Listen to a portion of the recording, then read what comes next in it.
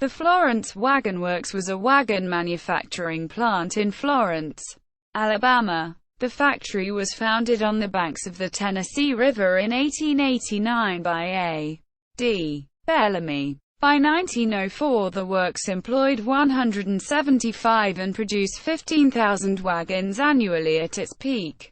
As motorized trucks and tractors replaced horse-drawn wagons, the factory switched to production of lawn chairs, swings, and other furniture. It closed in 1941.